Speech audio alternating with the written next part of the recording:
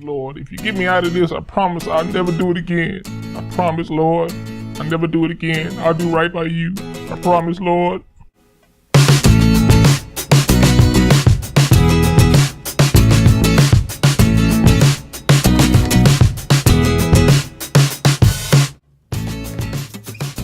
Here's the thing.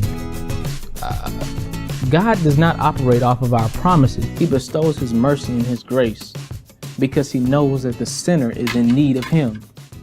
That's my jacket making all that noise. Stop it. Stop it. Cut it out. How often do we find ourselves in situations that we ourselves put ourselves in? If you get me out of this mess, I promise I'll do right. I promise I'll go to church. I promise. If. If. Please. Please don't let it be mine. Please, Lord. Please. God is not a mouth reader. He is more so a heart reader. Ask David if you don't believe me. We have this thing where we want to give God an ultimatum. If you do this. What? God does not operate off of anyone's promises. Enoch was translated, and it wasn't because he made a promise to be righteous. It wasn't a promise that he made with his lips to be righteous. It was his doings that pleased the Lord. Enoch lived a righteous life. Not Enoch talked a righteous life. He lived a righteous life. When God does not answer us in accordance to how we expect him to answer, we start to grow this hatred toward God. You feel me? Yeah, God hater. Everything that happened in your life was orchestrated by God. What do you mean, Mario? What are you saying? You know, you saying that when things happen in my life, you know, and it ain't good, you saying that, you know, God messed it up. He wanted me to be miserable. He wanted me to be miserable. First of all, please don't talk like that to me. Second of all, no, God does not want you to be miserable. He wants you to be happy. Had you not been through that situation, you probably would not have the faith that you have now. The faith that I have now is faith that I didn't have then. It's God's way of saving a sinner. If you had not gone through that trial, where would your faith be now?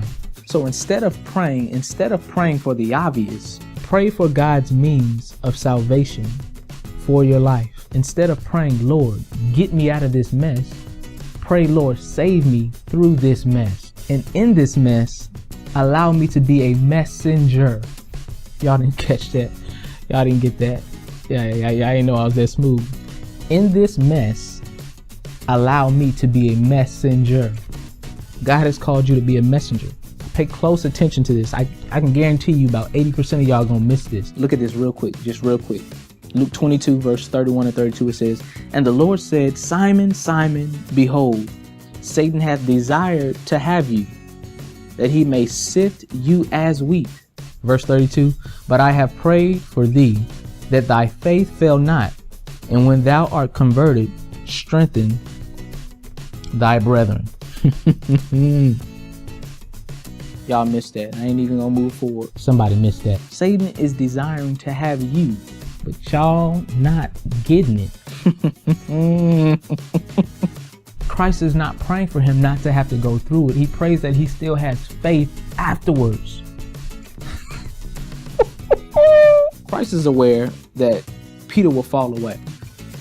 He knows that Peter's going to fall away.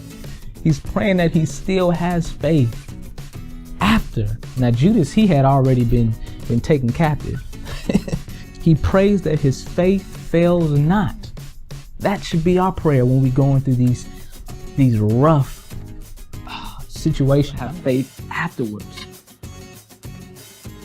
Y'all not hearing me? And that's real. Now I want y'all to look. I got this on my phone. Check this out.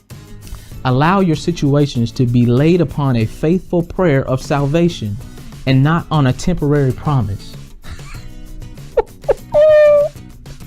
Did y'all catch that? Go ahead and I'll give y'all time to Facebook and tweet and go ahead, take your time. Jesus saves. Jesus saves.